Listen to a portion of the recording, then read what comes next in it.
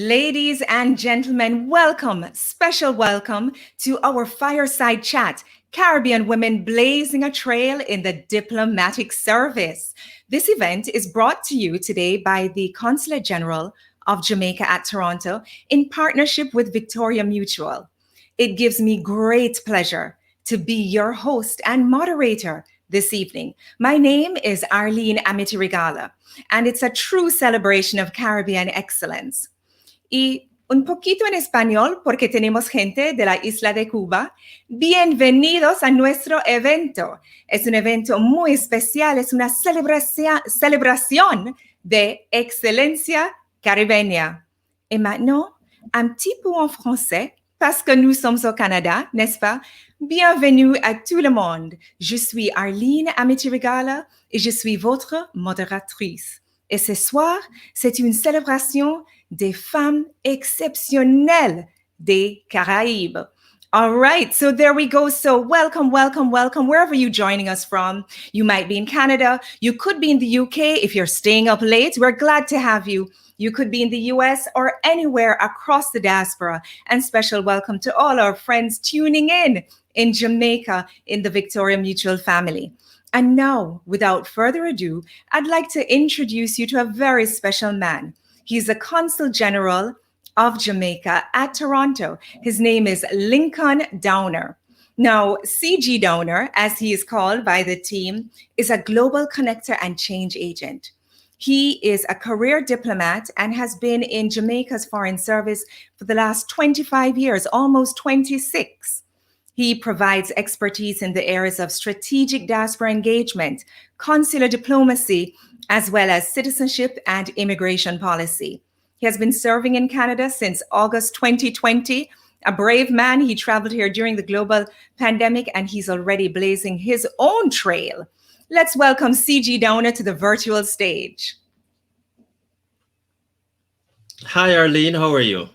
I am fantastic. So delighted for this evening, but it's all about you right now. So welcome to the virtual stage. Thank you so much.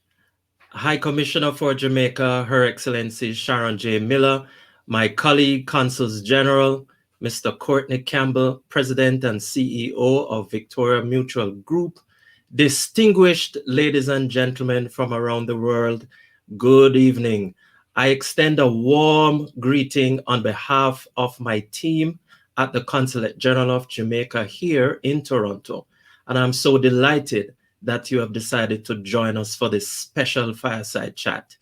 I'm particularly pleased that Victoria Mutual has partnered with us, and I especially wish to recognize Mr. Courtney Campbell and his team for staging this event with us. Ladies and gentlemen, Caribbean women have been at the heart of modern diplomacy.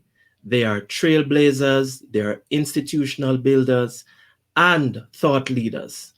Women have contributed to the socio-economic, political, and cultural aspects of their country. And so this evening, we want to showcase to you the various stories, the journeys, the achievements, the challenges that these women have been through. We also want to showcase, ladies and gentlemen, the fact that diplomacy, it talks about togetherness. So we do not do it alone. And you'll hear from our High Commissioner in that regard. Ladies and gentlemen, our Caribbean women have blazed a trail in the field in terms of the agenda items dealing with climate change, dealing with international trade promotion, investment, to name a few. And so this evening, you'll get to learn a little bit more about that and to share an example with you of our impact on the world stage. We now have Pamela Coke-Hamilton, who is the head of the International Trade Center in Geneva. We also have two candidates who have emerged as the leaders for the position of the Secretary General of CARICOM. So our women are indeed blazing a trail of excellence. Without any further ado, I now turn it back over to Arlene. Thank you, CG Downer. All right, welcome back, everyone. And now we're going to hear a little bit from our sponsors in the form of a short commercial break. I got a mortgage customized to fit me. Same-day pre-approval on my loan? Wow! Lower mortgage payments, so I have money to do more of the things that matter. Happiness is owning my own crib. Take advantage of our same-day mortgage pre-approval plus customized financing of up to 100% and enjoy low monthly payments. Happiness is home. Own it with BMBS.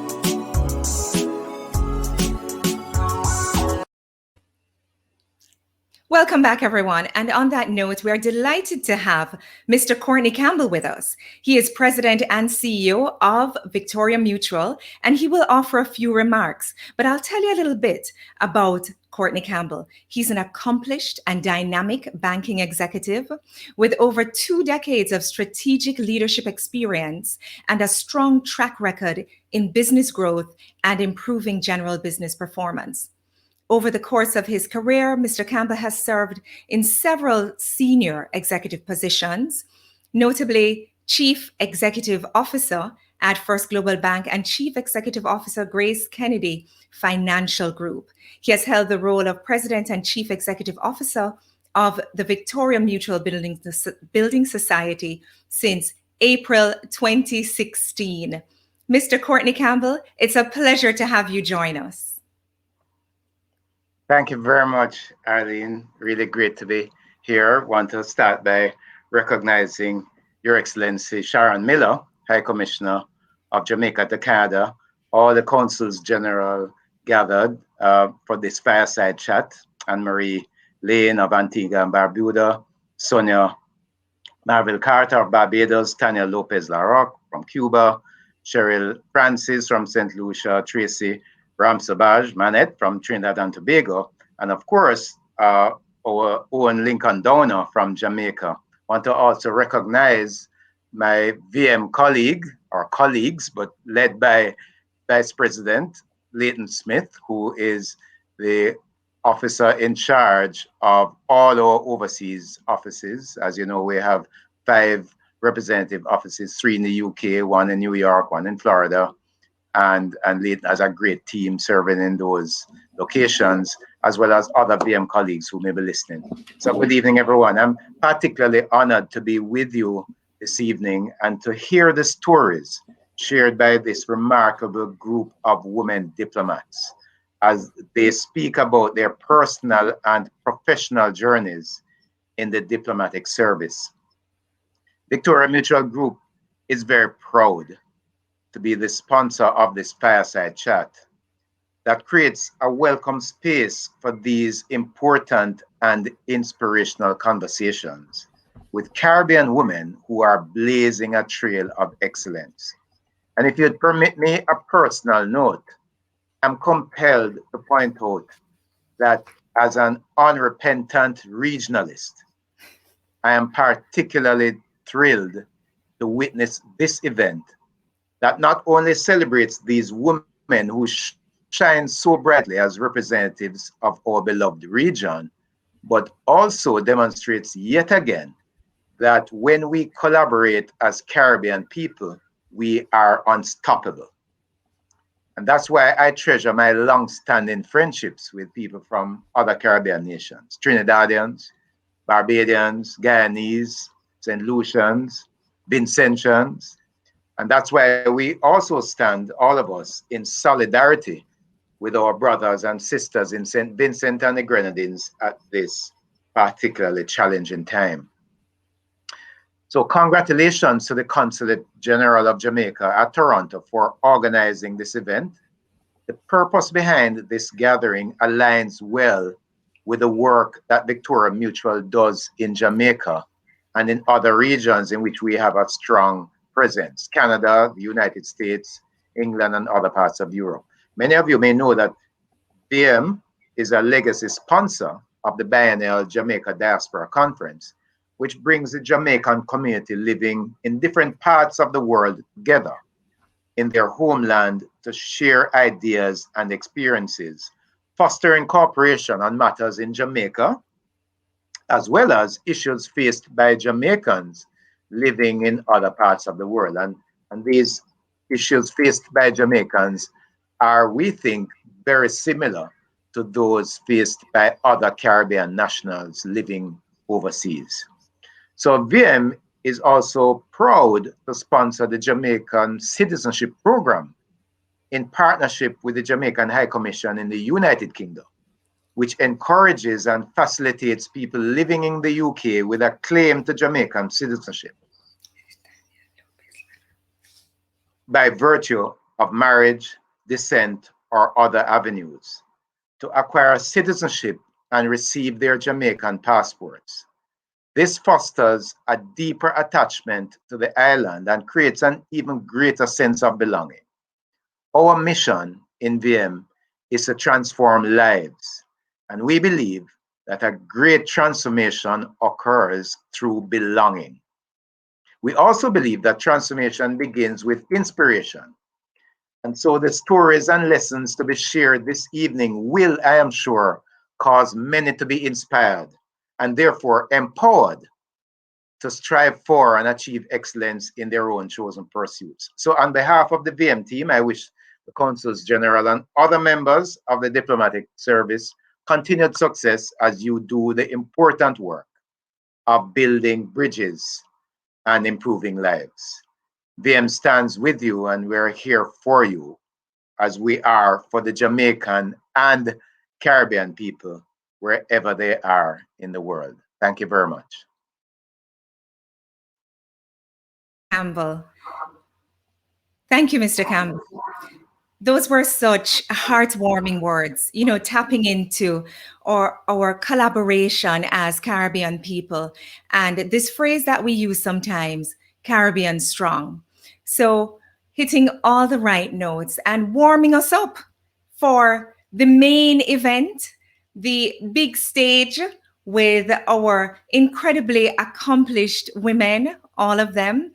And we're going to get the conversation started. Now, we have some very fancy technology happening, you know, these virtual stages. So we're going to bring on each panelist individually. As I introduce their name, they will appear. So firstly, we have Her Excellency High Commissioner Sharon Miller from Jamaica. And I'll tell you a little bit about her. Her career has spanned over 3.5 decades in the Jamaican Foreign Service. So that's a wealth of experience.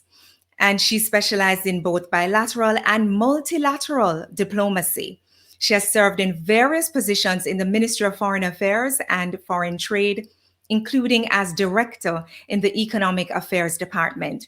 She also arrived in Canada in August 2020, another brave soul like myself coming here during the global pandemic. Welcome to the virtual stage, H.C. Miller. Thank you very, very much, Arlene. Good afternoon. And good afternoon to those who are joining us. And I should also at this time say thank you to Consul General Lincoln Downer and to Victoria Mutual for giving us this opportunity to engage in this virtual fireside chat. I look forward to speaking with you and colleagues from other parts of the Caribbean this afternoon. Yes, and we're going to get into the conversation. So from Cuba, we have Consul General Mrs. Tania Lopez Larroque. Mrs. Lopez Larroque has spent 20 years in the diplomatic service representing the Republic of Cuba. Tania first served as First Secretary at the Division of Consular Affairs and Cubans Living Abroad at the Ministry of Foreign Affairs before being assigned to her current post in Canada. Welcome, CG Lopez Larroque. Thank you very much, Arlene. Particularly, thank you for the difference of doing it in Spanish in the welcoming. I would also you're most welcome. Great Spanish, by the way. I would like also to reiterate our appreciation to CG Donor for organizing this event, which I'm really proud and honored to be joining tonight. Mainly because I will be joining very special colleagues in this panel. Particularly, I'm really glad to meet and to join this way H.C. Miller. So let's bring on more of these amazing women. Now we have our Consul General from Barbados, Miss Sonia Marville Carter. CG Marville Carter started her post in Toronto at the end of October 2018. She has 23 years experience in the private sector, having undertaken several significant roles in administration, human resources, marketing, public relations, publishing, sustainable development, and energy. She was also the managing director of M3 Management Consultants. Welcome, CG Marville Carter. Thank you so very much, Arlene. And I, like all the others, I'm very, very happy to be here with you. And I also thank CG Downer and the Consulate General of Jamaica for organizing this event. Very happy to be here and among such distinguished persons. And yes, again, I'm very happy also to be able to see the HC for Jamaica. Warm welcome. And now we welcome to the stage Mrs. Anne-Marie Lane. Anne-Marie Lane is the CG, the Consul General of Antigua and Barbuda. She's a career diplomat with 26 years of experience in the Foreign Service of Antigua and Barbuda. She assumed the post of Consul General here at the Consulate General of Antigua and Barbuda in Toronto in October 2013. Ms. Lane also has the distinction of being the current Dean of the Consular Corps Association of Toronto, which is the largest group of consular representatives in Canada outside of the nation's capital. Welcome, CG Lane.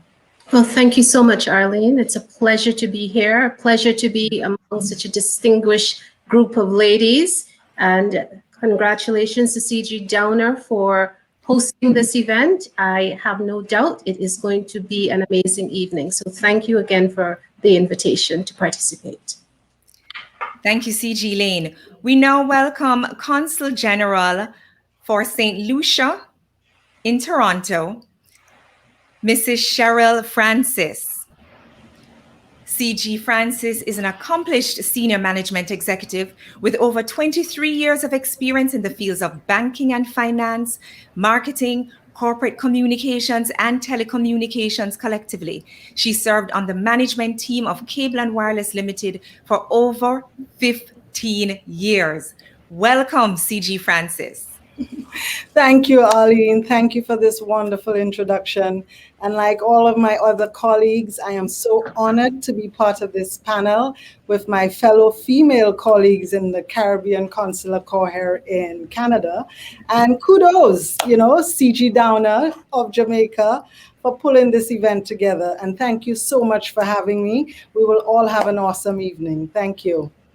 And now we're going to round out this group with our Acting Consul General of Trinidad and Tobago, Mrs. Tracy Ramsabag Manette.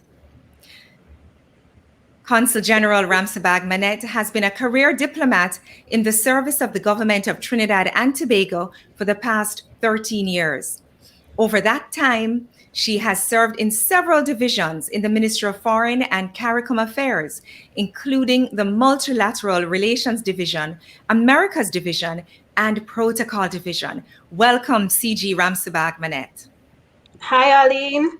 Thank you for that introduction, making me sound much more amazing than I think I am. Hello to H.C. Miller, colleagues, and to everyone tuned in. And a special thank you to CG Downer for organizing this event that allows us this opportunity to shine. Looking forward to the chat. It's going to be fun. All right, fabulous. So we have all of our panelists here on the stage, and I am just loving this Caribbean vibe. You know what this kind of reminds me of? When you go to UWI and you meet people from all the different islands, but this is amplified because as I read the mini bios, and believe you me, viewers, I just read a snippet of what was on each of these bios. So you can imagine how much their excellence is amplified above it. So I'm dying to get into the conversation. We're going to split it in two parts, but while I have all of you together on the platform, I want to start out with a question. And hold on, for all of our viewers, ladies and gentlemen, my Caribbean people, you loving the sight of the flags?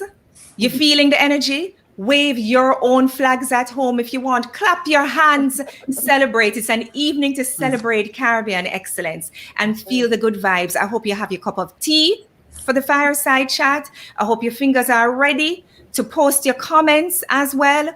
I don't know, maybe you're sipping a little rum. I don't know. Just get ready to have some fun. So, ladies, I am curious as to what makes someone decide that they want to go and work in the diplomatic service. From what I do know, it's a demanding role. So tell me, I'm going to start out with this question for all of you.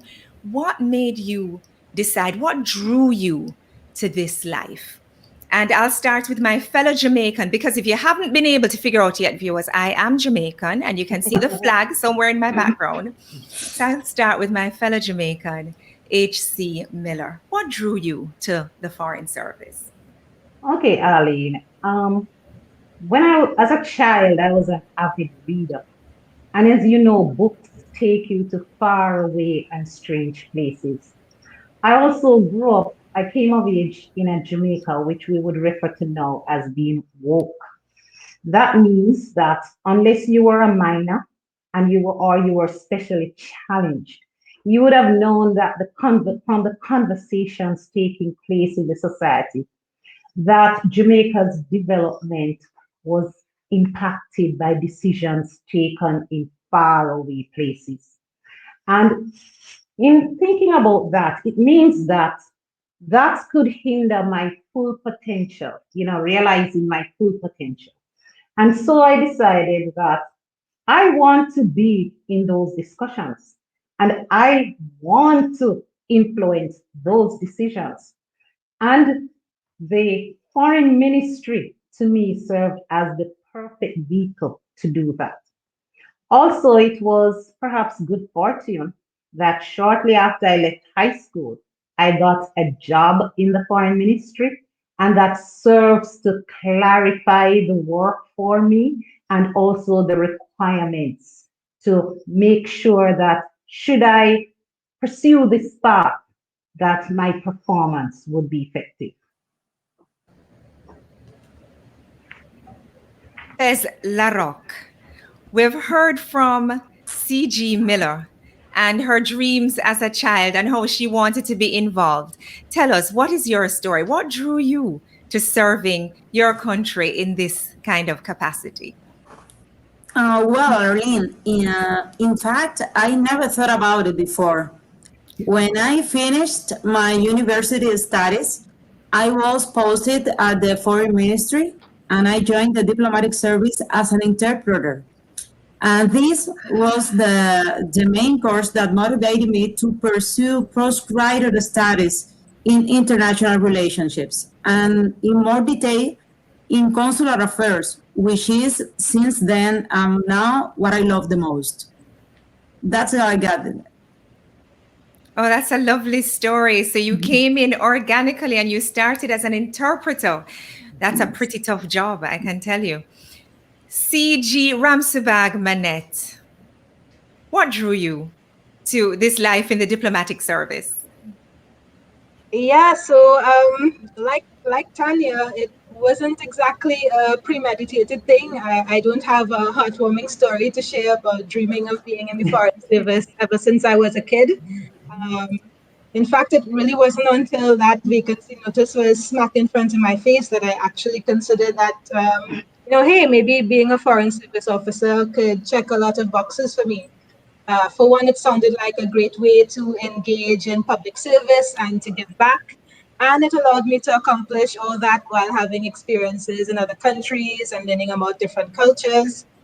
And I really think that my late aha moment when it came to a foreign service career could be a key takeaway for any students or recent graduates listening in. If you haven't yet thought about it, don't count yourself out. If you didn't select your degree with the foreign service in mind, don't worry about that either. Entry requirements are deliberately very broad because we acknowledge that it takes all kinds of talents and backgrounds to get this job done. All right. Thank you, C.G. Ramsabag Manette. And you've made your little plug for folks who are considering joining the Foreign Service. We have many who probably, as High Commissioner Miller, are dreaming of it as children or teenagers. And now we turn to C.G. Lane from Antigua and Barbuda. How did you decide to join the Foreign Service?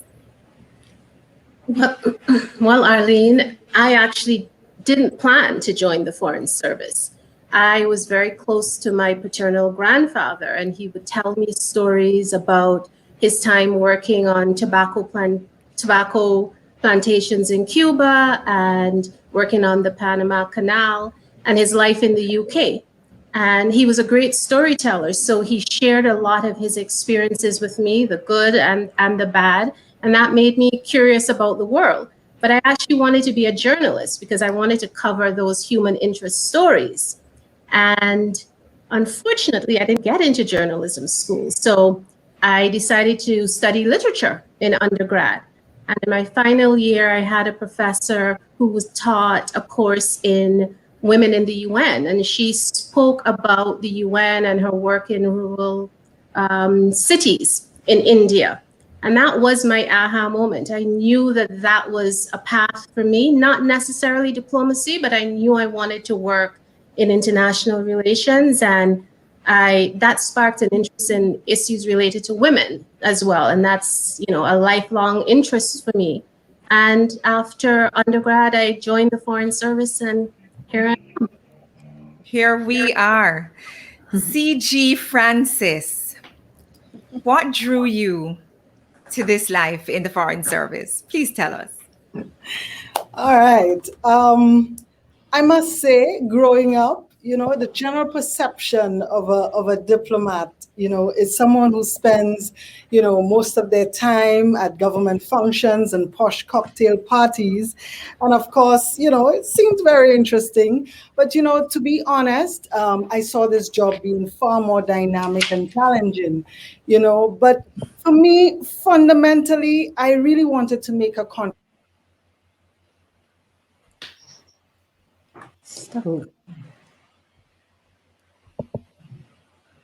You mentioned, I had been in the private sector for, over 23 years, in various leadership roles, in banking, in telecoms, in marketing, managing international business relationships and representing a brand throughout the region. And so I jumped at the opportunity to bring these skills to benefit my people and my country. And, when you really think about it, while telecoms and marketing, may seem to not have anything in common, with diplomatic work, the reality is, Arlene, is that this experience prepared me well for this job. And, in today's environment, as a diplomat, you represent a brand, which is your country.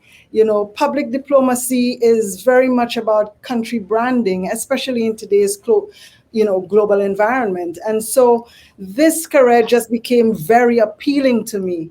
And, more importantly, and apart from being able to shape, and execute government policy, I now have the opportunity to mentor and nurture some of our next generation leaders. And of course, to take care of my fellow brothers and sisters here in the diaspora in Canada. And, all of this has just been so rewarding so far. Thank you, C.G. Francis. And C.G. Marvell Carter, I know you also have extensive experience in the private sector, like C.G. Francis. So how did the transition into the diplomatic service happen? Well, I think it was very good that you left me for last. Reason being, my experience has been an amalgamation almost of everybody's experience there so far. For instance, I studied languages at A level, and I wanted to be an interpreter. So I am kind of going with C.G. Tanya as well. That was my first love. The second thing is that I had an uncle who was a diplomat. And he served Barbados in Brussels. He also served in Cuba. He served the United Nations. He represented Barbados at the United Nations as well. And I came up watching him and traveling to the various territories where he worked to see what he did as well. And that interested me. But however, I still didn't look to go into the diplomatic service right away. I started working, as you said, in the private sector, but I also did a lot of community work. And I worked with the community. And at that point, as I got with the community and I saw the needs of the people, and just like some of the others said, when you realize that you can take it to another level where you can know, I can marry the whole idea of me with my languages and loving travel and so forth. I can marry that with being able to assist with change for those people at that level. So for my countrymen at the level that I can take it now where I am overseas and I am representing my country and being able to enact and make change for them at the community level. So that is how it came in. It was almost, like I said, fortuitous for me when my prime minister asked me to serve in this regard, but it was not necessarily something that I set out to do initially. And there's so much synergy to the stories. We've heard about the skills in marketing and human resource management, the shift between public and private sector, and this common theme of interpreting and a love for languages. And I imagine a love for languages leads you to want to forge that bridge to others. So the stories are fascinating already, but there's much more to come. We're going to take a 15-second break. So don't move a muscle. Don't even get up. Just take a sip. We'll be right back.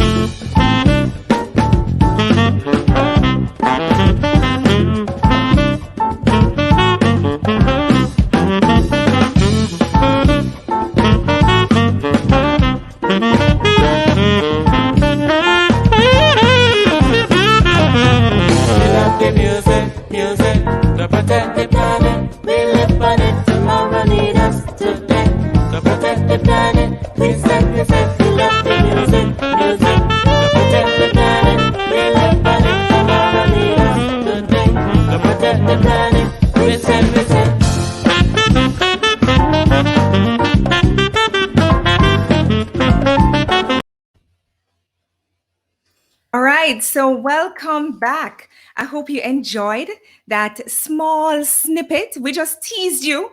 We're going to give you a fuller taste of it when we are a little later down in the show.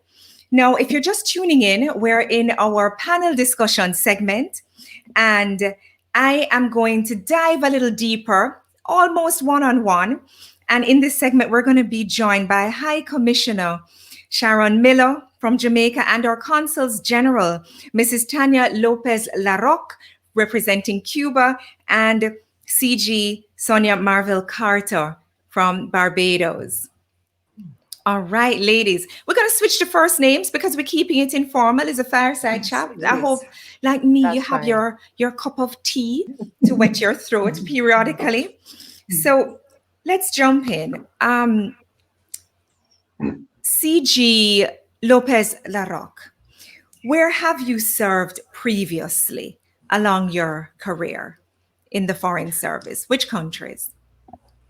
Well, Arlene, my first posting was in Mexico City, and always the first job out of the country turns out to be a grade school.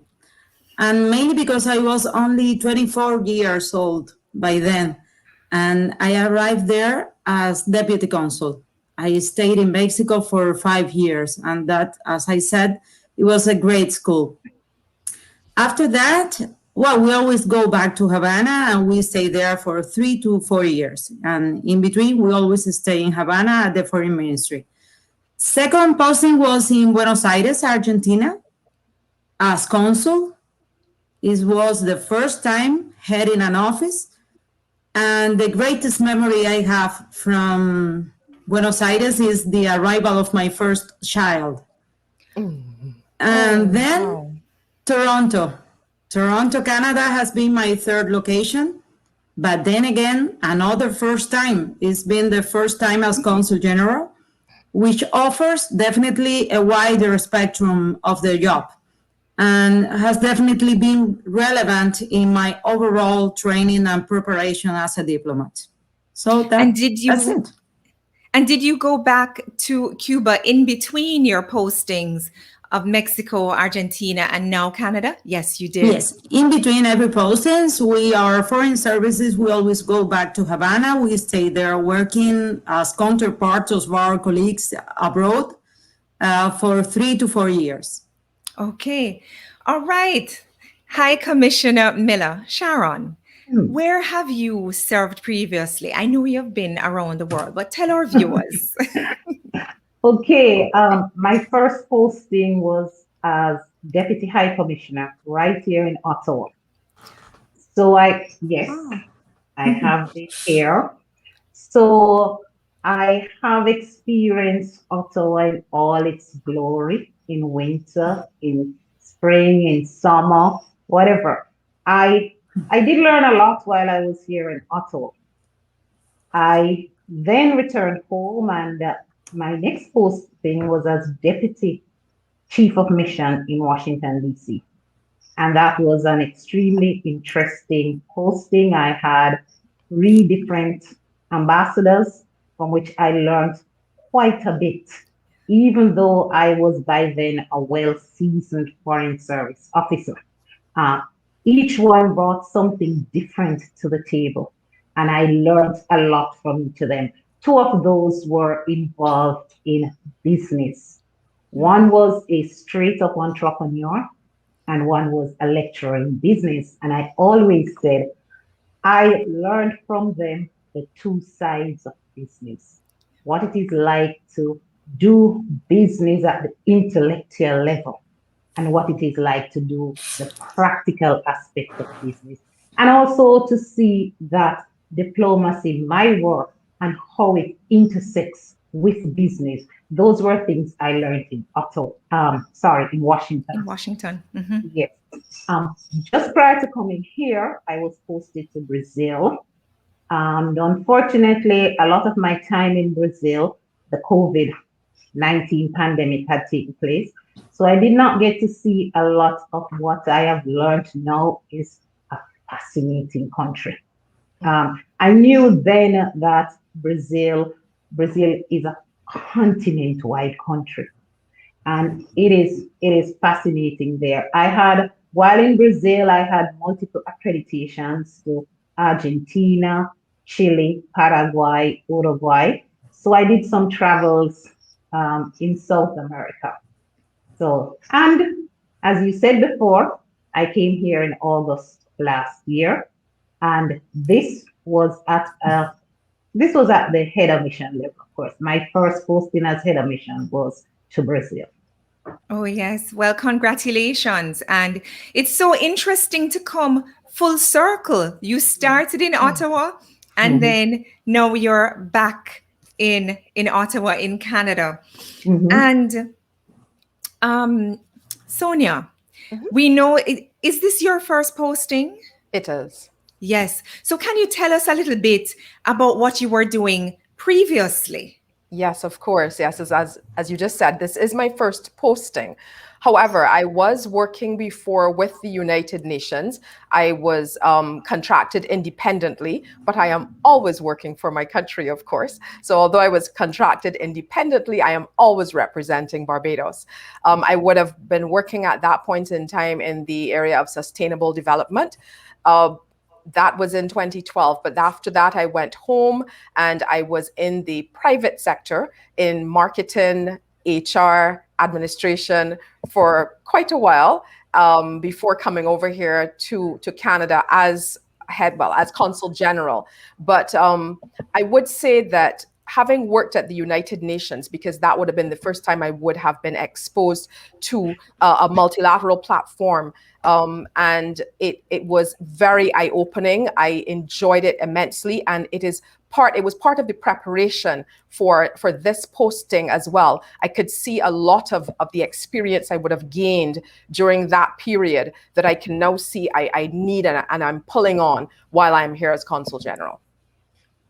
Okay, thank you, Sonia. And let's get into the nitty-gritty and start to understand what exactly happens, what kind of work you do. And it seems as if my camera has temporarily gone down, but as long as you're hearing me, that's what matters, and we're seeing your lovely faces, so let's just keep it flowing, all right? So let's talk about the work that you do through the High Commission to play a role in effecting change in your country. H.C. Miller, if we could hear from you. Of course, thank you. First of all, let me say that I am happy to represent Jamaica in Canada, one of our most important development partners. The relationship with Canada, Jamaica has benefited tremendously over the years in areas critical to our national development: healthcare, security, climate change, labor, just to name a few. The High Commission is the bridge between the countries. And our mission, our objective is to ensure that the relationship is secure and that it is enhanced.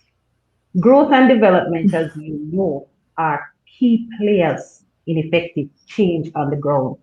Understanding that and the importance of having friends in the international community who are willing and able to speak on your behalf when you cannot do so for yourself is not only desirable, but crucial.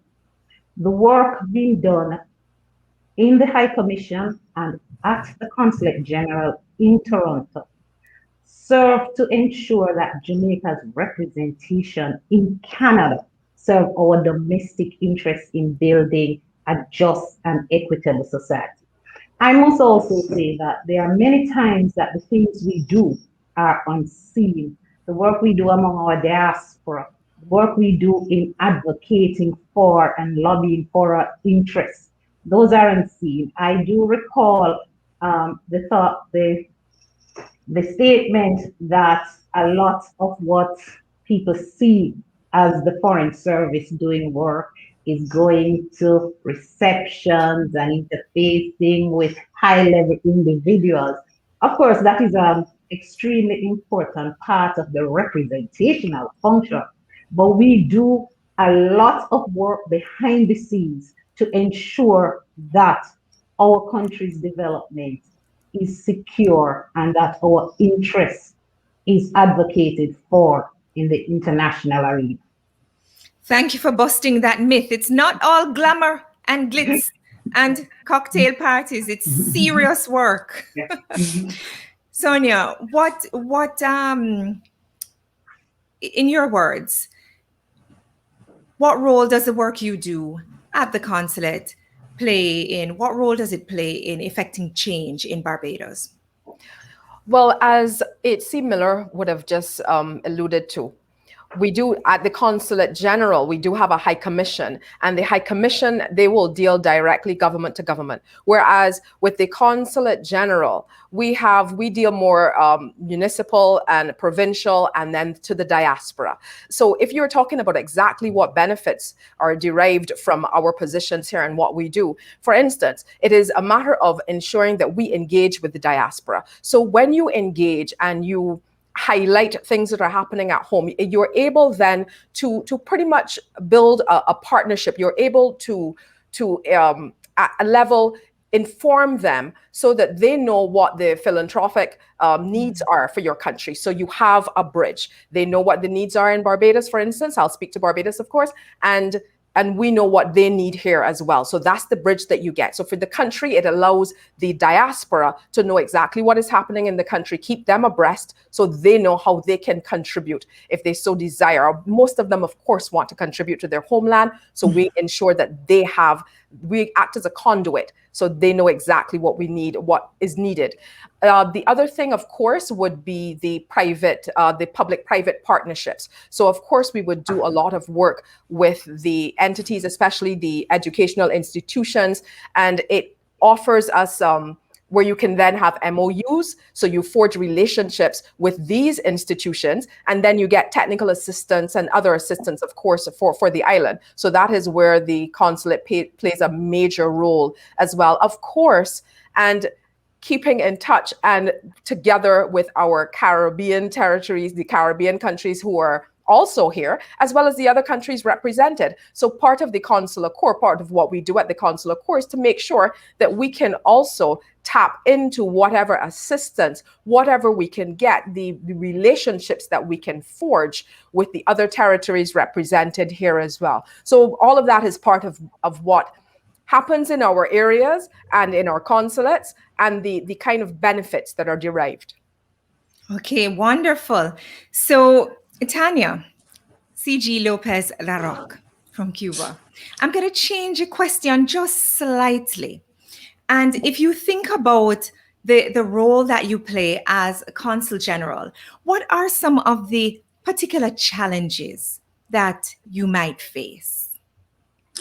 Well, that's a very good question, Arlene. And as our colleagues have mentioned before, our role as CGs, our Consul Generals, it is essential in strengthening links and ties between our embassies in capital cities and our governments with local entities and local contacts, and on a space that is more narrowed and in which we can probably have more frequent contact.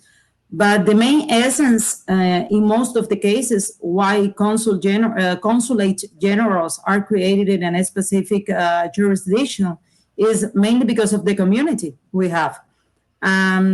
Working with our nationals is our main focus all of the time. I think that's a common task in most of our consulate generals, at least here in Toronto, in which our communities are really representative, and they consume. They are on the main focus of our functions here. But at the same time, as I mentioned before, and in every field is where we find the most, I think, delicate and challenging issues in working with our nationals, trying always to help them, trying to keep them linked to their origins, not to lose the track and not to lose the bonds with our main nation, our born land. So I feel passionate about that. This is is my main challenge, but it's what I like the most at the same time. But architecture, as I told you, is essential in strengthening links, and definitely these relations contribute to the development and the welfare of our nation. It seeks to favor the possibility of finding new business opportunities, scientific, academic, and cultural exchanges. And these kind of relations are beneficial to both parties. Likewise, we also foster these type of relationships with our nationals. For instance, some of them probably may have been trained in our country or abroad, and after a while, after being consolidated as professionals, careers, as Sonia mentioned, some of them are interested in contributing to the development of their country of origin. And this is really gratifying to be able to contribute to this. And to give them that opportunity. Fantastic. All right. So we're just going to ask one last question, and I'm going to pose it to you, H.C. Miller, and can just give us a snippet, one thing, so that we end this segment on a high. Can you tell us one achievement that you are most proud of so far on this journey? Okay, one achievement that I am most proud of course, is representing Jamaica in negotiating the SDGs. It is hard for me to tell you only one achievement, but that is something I'm very proud of because I have seen the work that I have done both multilaterally and bilaterally having effect on the ground. And I can talk about the Halfway Tree Transportation Center. I can talk about assisting our nationals in distress. And there have been many over the years. And that the fact that in doing all of that, it tells me that diplomacy works and that diplomacy works for the people. And just before we go, just to say that I am more than my job. And so I have to say that another thing that I'm very proud of is the fact that I've raised two strong, independent-minded individuals during this time. And that's a beautiful achievement to celebrate.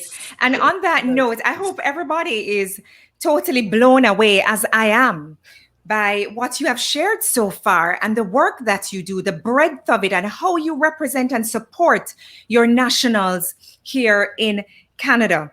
So we have a little entertainment coming up. You got a little snippet of it before. We're going to give you a fuller taste of it so that if you want to, you can rise to your feet and work your waist, get a little exercise, enjoy the melodious tunes courtesy of Barbados, the sweet strains of Apocalypso by Barbadian Joseph Callender. Take it away.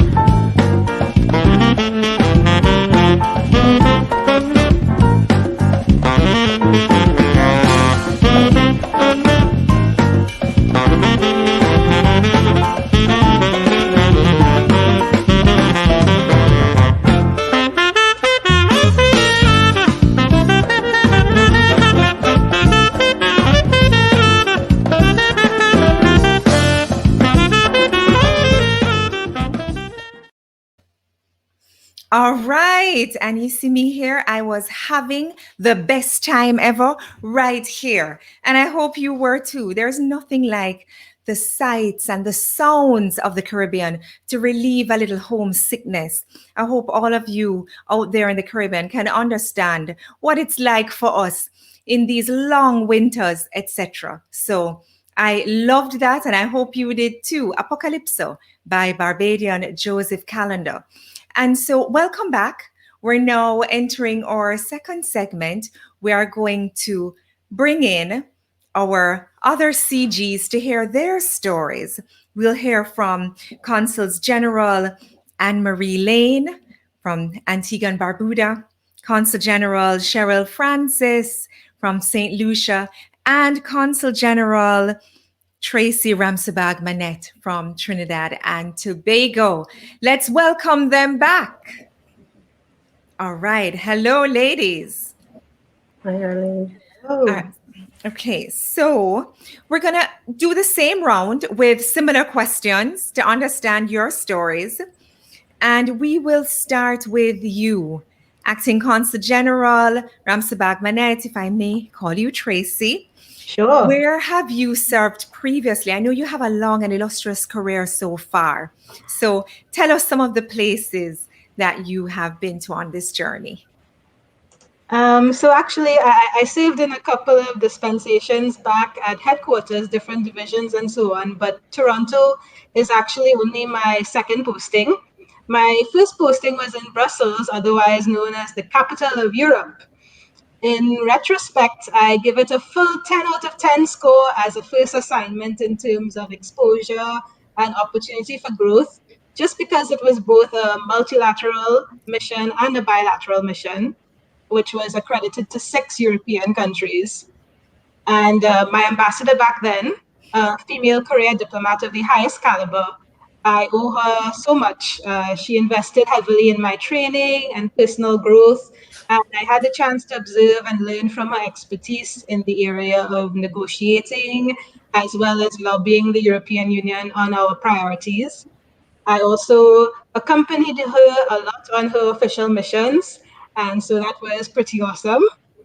So Brussels was 2010 to 2015 for me, and I spent 5 years back at headquarters before getting assigned to Toronto in December of last year. And I can say that no 2 days have been the same so far. Just having to adapt and pandemic-proof the way we do things has kept me quite occupied. The work itself has been also really rewarding. Helping people is the greatest feeling, and I'm dealing with a lot of diverse issues and extraordinary people, and that keeps it very interesting. So all in all, I'm definitely enjoying this new assignment, and I'm particularly looking forward to the warmer months in Toronto and the possibility of exploring just a little further than the consulate and the supermarket across the street, but only when it's safe to do so. There's so much that resonates with me in your story. First of all, I also lived in Brussels, and that was where I got a taste of life in the diplomatic service, because I worked as a local recruit with the Embassy of Jamaica there in Brussels. And I too give it a 10 out of 10 as a location, except for all of that rain. And now here we all are with snow and a long winter, but hopefully the sunshine is coming soon. So if we can go to you, CG Francis, Cheryl, tell us what has been your journey. And I know you are coming from private sector. So tell us a little bit more about where you were previously. I think you also traveled throughout the Caribbean. Yes, absolutely. So like you said, this is my first posting. I was appointed as Consul General in Toronto in January 2017. However, I began my career in banking for about 8 years. I went to England, I studied banking and finance, However, when I returned to St. Lucia, I did not go back into banking. I was given an opportunity at Cable and Wireless. And I took that opportunity because I felt it would have given me, a lot more room to move. And, I served in various management roles throughout the region, St. Lucia, Dominica, St. Kitts, just such awesome experiences in all of those islands. And so, yes, this is my first posting, my first government role as well. And it has certainly been an honor to be able to serve the people of St. Lucia here in Canada. I have a great team at the consulate. I work closely with the Minister of Foreign Affairs, the Honorable Sarah Flood Bobra.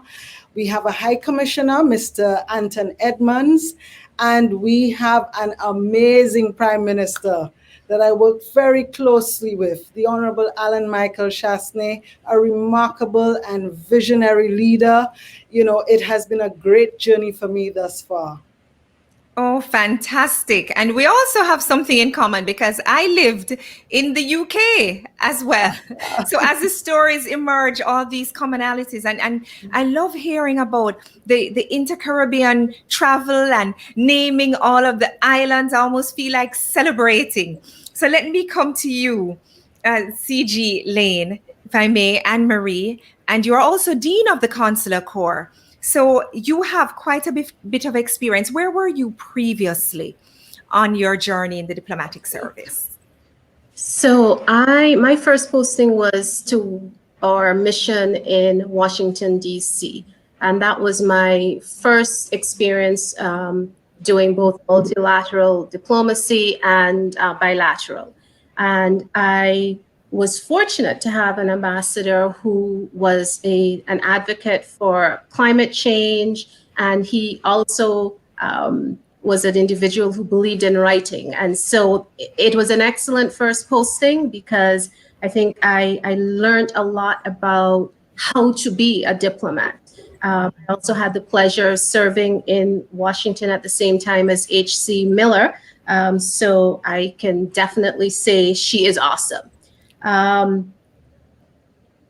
That posting also allowed me to walk in my grandfather's footsteps. I actually got to see the Panama Canal, and I got to travel throughout Latin America. So it was a great experience. Multilateral diplomacy is quite different to this posting that I have now, which is my second posting. I came here in 2013. And it's different because you're definitely dealing with nationals, with the diaspora. Yes. The focus is completely different. And so I think the experiences that I had in Washington, D.C. certainly have helped me to navigate this new posting. Yes, and as each of you speak, I'm so curious. I almost want to sort of deviate and ask you to break it down and tell me all about a day in the life of. And I can imagine you would have many, many stories to tell. Now, how does your work, this sort of day in the life of, how does your work in the consulate play a role in effecting change in your country? And you've already given us a little hint of it. So, it's an opportunity to tell us a little bit more. And CG Lane, I know you just finished speaking, but I'm going to start with you. Again, how does your work at the consulate play a role in effecting change for the people of Antigua and Barbuda? Well, I would say first off that our role at the consulate is representation and implementation of national policies. And a key component of that, as colleagues would have mentioned earlier, is our diaspora engagement. Antigua and Barbuda recognizes that our nationals are our greatest asset, and they are an integral part of nation building. We recognize that they have the skills and the experience, and we want to tap into that. So, for instance, one of the things that we have done quite recently is to host an investment forum so that nationals can learn about the projects and the programs and other investment opportunities that are available to them in Antigua and Barbuda. We also do a lot of work in terms of collaboration with NGOs because we are also trying to build capacity in Antigua and Barbuda. So we've been very fortunate, for instance, to have NGOs who have contributed not only equipment, but their time. So I can give an example. We had a fire department in Alberta send equipment to Antigua, and they sent an instructor with the equipment, and he trained our fire department officials while he was there. Also, we do a lot of work in terms of partnerships. I'm happy to say that we were able to negotiate an agreement between our Science and Innovation Park in Antigua and Sparks Niagara, and that agreement will allow young entrepreneurs the opportunity to learn from conception to finally taking their product to market. And of course, consular work. You know, people, we are teachers, sister, pastor, psychologists, you name it, we are it. That's what we do every day. No day is the same, but every day. You've made it sound incredibly exciting, and I see both CG Francis and CG Ramsey-Bagman nodding and smiling, especially when you said you do the full gamut and all the roles that you play. Definitely multifaceted. CG Ramsey-Bagman, Tracy, how does the work of the consulate play a role in effecting change for Trinidad and Tobago? So I think we're going to find a lot of commonalities in the response to this question, because anywhere that a country decides to establish a consulate, the main focus is always the community and leveraging that community's strength. So we at the Trinidad and Tobago Consulate, we want to enable and encourage our nationals in Canada to play a role in national development and to effect positive change back at home. So in essence, we effect change by building on the strength of the diaspora. And we aspire to do that by offering efficient consular and immigration services that will make our citizens want to stay engaged with us, not just come to us when they need a regular service or when they're in trouble. We also try to do that, as other colleagues would have mentioned, by developing relationships with key officials in province with whom we can advance the concerns of our community. And we also try to do that by arranging, supporting, and promoting events that keep all aspects of our culture alive. And I have to say that in my experience, some of the most patriotic people, some of the people most passionate about Trinidad and Tobago actually reside outside of the country, including right here in Canada. So we want to say to our people here that, you know, you're not lost actors. You are, in fact, an extraordinary asset. And we want you to be our country's advocates and ambassadors. And in many ways, they already do that so much better than the consulate ever could. So our job is to convince, you know, talented Trinbagonians abroad that the best chance that our country has, not just for survival, but for lasting prosperity, is if our most talented citizens step forward for service and to effect that positive change. Thank you. That's so powerful. And, you know, CG Francis, I'm going to change the question only slightly for you. You know, the work you do in the consulate, as we've heard, you know, plays a big role in advancing the interests of your country. But if you could just sneak into your response, what are some of the challenges along the way? What are some of the challenges that come with that role and the whole piece of the consular services, as your colleagues had mentioned or touched on? Yes, thank you, Arlene. Yes, significant challenges. I mean, one of the earlier challenges I must say that I had was in terms of sourcing aid for various projects. You know, of course, when you join the service or you're preparing to take the new role, you start developing a plan, a grand plan of some of the things that you would like to achieve.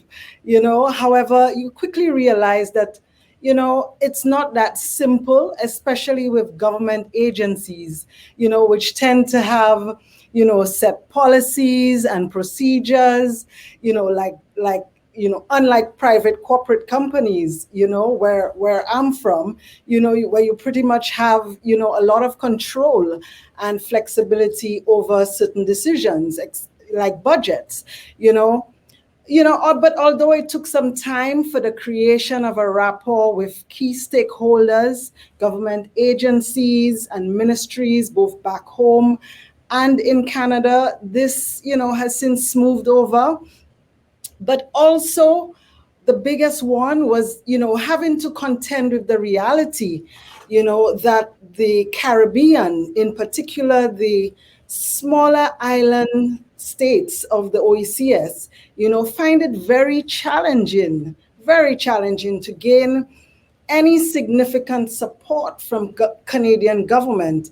And, it was sobering. It was sobering for me as the structure of the funding available, for example, from Global Affairs Canada, for example, these are more readily available and provided under an umbrella grouping. And so with that said, the space where I was able to find my sweet spot, is in the local and the provincial area, where the ability to source and identify partnering opportunities and agencies, resulted in quite a bit of success. But, for me, the challenges was, just recognizing that, we had to come as a whole. And I think that is where we gain the strength in our Caribbean Consular Core group. We are able to seek funding as a group. We are able to tap into various donations as a group. And that was some of my early challenges. And, I've had to segue into other means. Again, more proof that we are stronger together. As you said, tapping into that partnership and the kind of partnership that we're displaying here today in this fireside chat with all of you stellar, accomplished members of the diplomatic service. Now we have a rapid fire question, and it really is around achievements. Now I've heard various things that are achievements, but if you could just pick out one achievement that you're most proud of, and I know there are many, we need another show, but one achievement that you're most proud of on this journey. Let's start with you, Tracy, CG Ramsabag Manette from Trinidad and Tobago. Okay, Arlene. So the difficulty I have answering this question is that I've never really thought of myself as singularly being responsible for any of the achievements in the professional area of my life. If I've achieved anything at all along this journey, it's always been a team effort. So I might have worked on the technical or the logistical side of some of those achievements, but it's always been a ministry effort or a whole of government effort. So I'm going to daintily sidestep around this question by saying that in my current dispensation at the consulate, the most fulfilling part of the job is being able to truly help people. And every time I manage to do that, big or small, it becomes in that very moment the biggest achievement of my journey so far and the one that I'm most proud of. So I know that sounds a little cliche, but it's how I feel. Oh, it's not cliched at all. The reward is in helping people. That's absolutely beautiful. CG Lane and Marie, any achievement you would like to highlight? Well, I'm going to cheat and I'm going to highlight two. I totally agree with Tracy. For me, the achievement is really not just contribution to country, but how I've impacted individuals. So if I am able to help a person in crisis access resources that he or she needs, and I see that they're recovering and doing well, for me, that's an achievement. If I'm able to spark an interest in Antigua and Barbuda's culture or in the Caribbean culture, or for a young person that we're mentoring, that's an achievement. But the one thing that ranks above all is my achievement as a mother. I have got to watch my son grow into a kind, empathetic young man who is interested and curious about the world. And I hope that my experiences, that my journey, hearing me talk about the social issues of our time, I hope that has an impact on him in the same way that my grandfather's stories had an impact on me. That for me is, above all, my greatest achievement. And he must be incredibly proud of you. Congrats. Yes. CG Francis, Cheryl, tell us. You did highlight a couple achievements while you were speaking, but is there any one that you would call out? Okay, so the one on I would say, countrywide level, a Canadian Visa Center was opened in St. Lucia back in October 2019. And, we are especially happy, that, the cost associated with our St. Lucians having to go to Barbados and Trinidad to get their biometric information processed has been eliminated. And so it makes it a lot more cost effective for our St. Lucians to travel. However, for me personally, like my other colleagues did, the one that I'm extremely proud of, is the fact that it's Youth Month, by the way, is the fact that we've been able to tap into our youth in the diaspora and supporting not only their academic endeavors, but also their creative and national endeavors in reviving their patriotism, and, we have formed a youth organization, St. Lucian Young Leaders in Canada.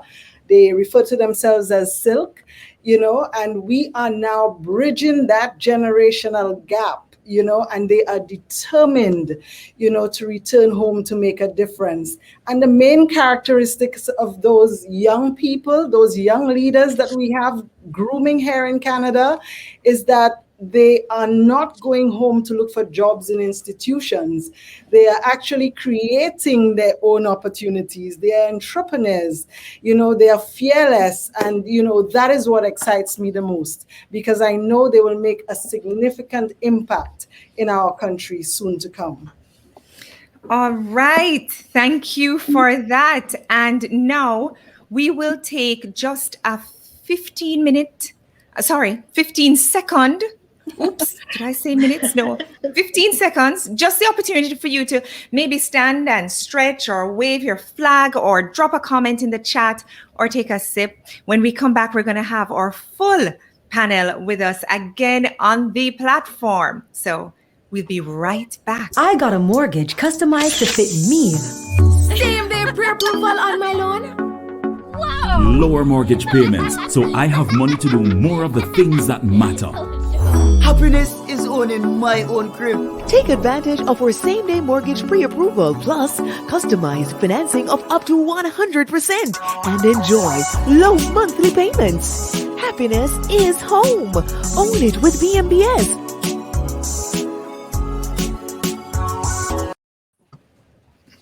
All right, welcome back. And again, I'm just loving the sight of all of these flags. Before we get into the other question, I just wanted to give Sonia and Tanya the opportunity, because we didn't during your segment, to share. Is there one achievement that you'd like to highlight from this journey? Can we start with you, Sonia? Thank you, Arlene. Well, very quickly, I mean, a lot of things were said before, and I can add to that. But one thing I would want to say for Barbados generally now, and this is Barbados generally, here in Toronto, we have created a web series called For the Love of BIM. And BIM is Barbados. For those who don't know that, BIM is Barbados. And this web series is called For the Love of BIM. And I think what I'm most proud about is that the consulate has been able to kind of move into the 21st century in terms of technology and making sure that we are on par with the younger folk and knowing what they're liking. So this web series informs the diaspora of things that are happening. And we actually give like birthday shout outs and so forth. And it is heartwarming when we get a lot of comments coming back from people who said, it's wonderful to see the Barbados consulate knows it's my birthday and, things like that. So I think that is one of the achievements that I would have to point to for within recent times in terms of making sure that we have bridged that gap with the diaspora and we have reached them at a level where they are at and by use of the technology. So even though I'm not from Barbados, I'm intrigued and I might just check out For the Love of BIM. So you must remember we're Caribbean, so it's For the Love of BIM. So it's FUH. For the Love of BIM. For the Love of BIM. For the Love of BIM. Yeah. I hope I got it right. You got it right. And it's on YouTube, so anybody can check it out. Okay, thank you. So Tanya, any quick achievement that you would like to highlight along this journey? Well, Arlene, it might seem that I'm copying my colleagues, but definitely they are quite similar. First, my family. Being able to achieve that we all feel happy and that my children managed to, let's say, still love me and care about me, even if I get home really late at night or I cannot be at bedtime sometimes. But at the same time, the other day, they only asked, Mom, how was your day? How did you manage to? And I feel proud of you. I think that would be my main achievement.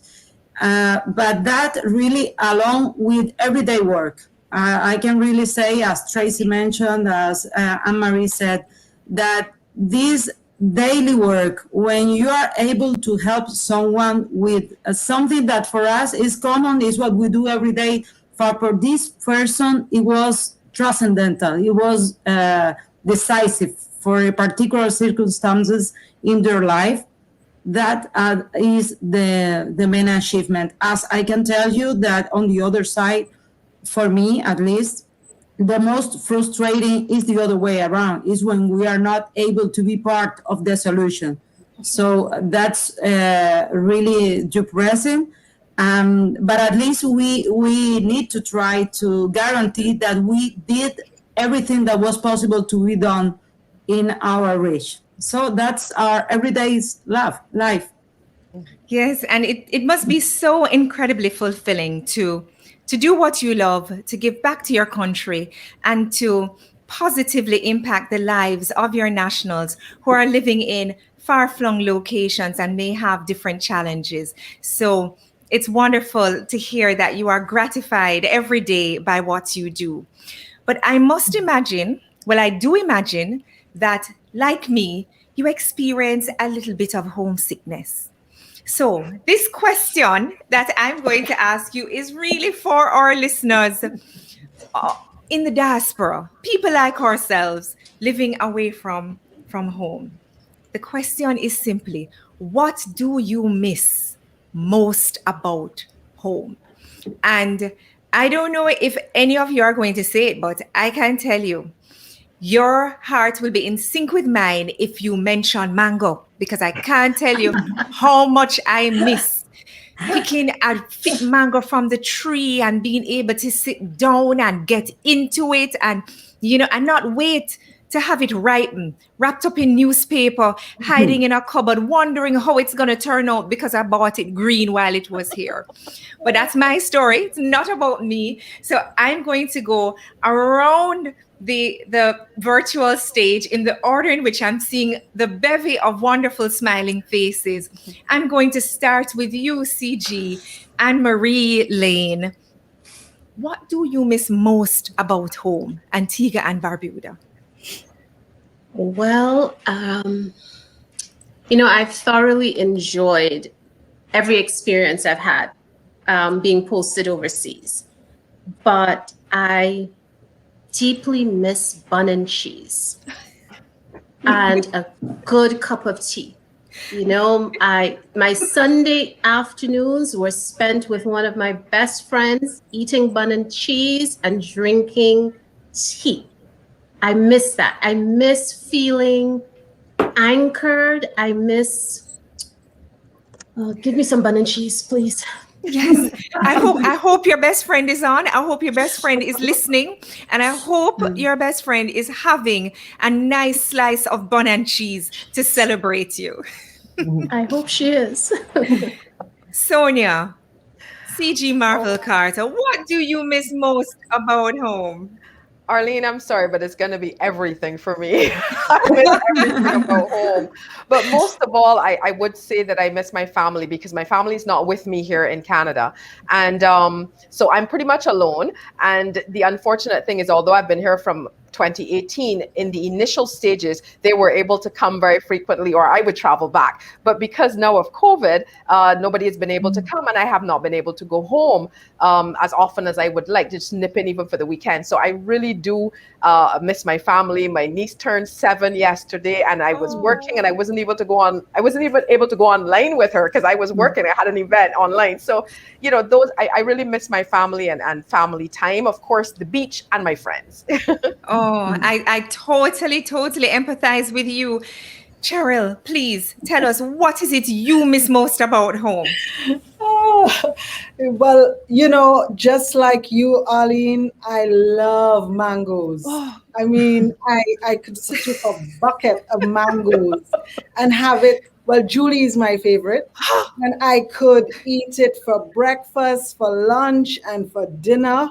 You know, I miss my friends where we just hang out on the weekend. You know, you cook some good food with some music and you invite friends over, you know, or just simply driving through the countryside, you know. But it's mango and plum season right now, so I'm looking to head home very, very soon. You know, ladies, honestly, I don't know why I asked that question, because I don't know how I'm going to sleep tonight. You're raising my homesickness to an unprecedented level. You're giving me tabanka. And on that note, I come to Tracy. What is it you miss most about Trinidad and Tobago? So, Arlene, well, you know, I've only been here for about 5 months, but try telling that to my belly. Right after, you know, family and friends and all that, you know, top of the list is really food for me, depending on the day you ask me and how hungry I am. I can say I could do without the family and friends, just give me good Trini food. So the thing is, I managed to cook most of the Trini dishes I like, but it really doesn't compare to being able to step out randomly and head to the Trini Chinese restaurant or or the Doubles Man, satisfy a craving anytime I want. And I totally empathize. Yeah. And then, of course, you know, having just experienced my first winter, which everyone has told me was mild, I am sort of bracing for what normal is. Makes me miss sunshine. But more than just the seasonal warmth, of course, the warmth of the people. You know, they're just some things you can't replicate. I know some things you can't replicate. H.C. Miller from my homeland. I'm sure you have a long list because I have a long one, but let's hear from you. What do you miss most about? So sorry, Arlene and Cheryl, it is not mango. For this island girl, apart from family, it is just sitting on the beach in the hot sun, drinking coconut water from the husk, ice cold coconut water from the husk. That's what I miss most. Oh my goodness, you've given me such sweet memories. Thank you. And Tanya, what do you miss most from Cuba? I can tell you that if I have to choose just one, sitting at the seawall in Havana. Any other afternoon with no reason, just sitting there at the seawall, this is what I miss the most, definitely. Oh, indeed. All of your stories resonated with me. So we're going to take a quick break and then we'll be right back. Listen, our viewers, type in the chat. Tell us what you miss most from home. And hopefully it's not mangoes, because then it would just explode the chat. All right, we'll be right back. Stay with us. I got a mortgage customized to fit me. Same day pre-approval on my loan. Wow! Lower mortgage payments, so I have money to do more of the things that matter. Happiness is owning my own crib. Take advantage of our same-day mortgage pre-approval plus customized financing of up to 100% and enjoy low monthly payments. Happiness is home. Own it with VMBS.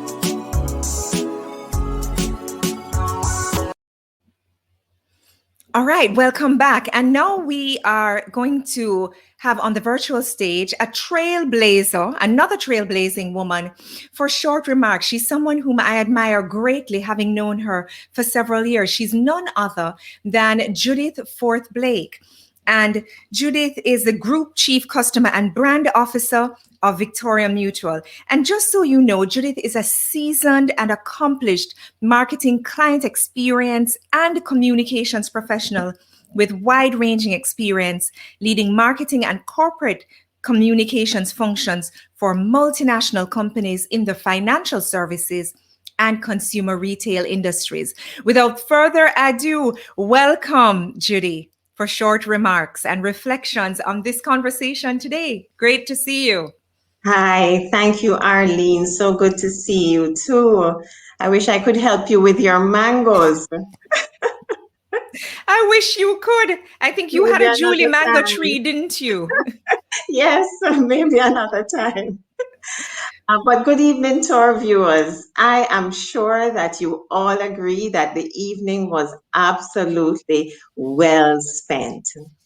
Thank you to all the amazing Caribbean diplomats on the panel for taking the time to share your stories in such an engaging way at this fireside chat. The work you are doing to advance the interests and the welfare of your respective countries is tremendous. And it's good that we could have the benefit of hearing your personal stories. I am sure that you have and will continue to inspire other young women and men to serve their countries in similar ways. Victoria Mutual is beyond proud to be associated with and to be sponsors of this event. As many of you already know, at VM, we treasure our members and we eagerly pursue opportunities to support and engage our Jamaican and Caribbean people across the diaspora in meaningful ways. That is why we continue to participate in and support activities such as this evening's event, which is done in partnership with the Jamaican Consulate. We have been using various channels and methods to help us to keep close to our members in Canada. And last year, we hosted our first virtual tour with great success. I'll take this opportunity to let you know that we continue to write mortgages for Jamaicans and friends of Jamaica living in the diaspora who may be interested in investing in property in Jamaica. I'm proud to say that at VM, we offer extremely attractive foreign currency rates, and our online mortgage portal gives you direct contact with our mortgage lending center in Jamaica. Our member engagement team is also available to provide whatever information and support you may need, and you can call us on 1-876-754-VMBS. We look forward to hearing from you. On behalf of the VM team, I offer thanks to the Consulate General of Jamaica in Toronto for organizing this event. I also thank the Consuls General and High Commissioner who participated in the chat and shared their own inspiring stories. Thank you all for what you are doing to support Jamaican and Caribbean people, and for your work in advancing our culture and advocating for our common interests. Thanks also to you, Arlene, our moderator, for your excellent handling of the evening's proceedings. And thanks to Charles Matthews for his technical guidance and support. And finally, thanks to our audience for tuning in from wherever you are. Friends, it has been a wonderful evening. And I thank you all on behalf of the entire VM group, including our Chief Representative Officer in the UK, Leighton Smith, who is with us this evening, even though it's probably midnight or Sunday morning where he is, and our Group President and CEO, Courtney Campbell, who brought greetings earlier. We wish you all the very best and thank you, and enjoy the rest of the evening.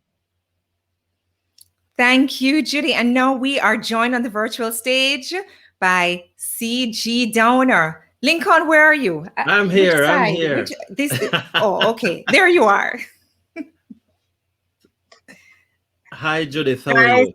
CG Downer. I'm good. How are you? I am good. And in a word, I feel so inspired by today's fireside chat. It was just awesome.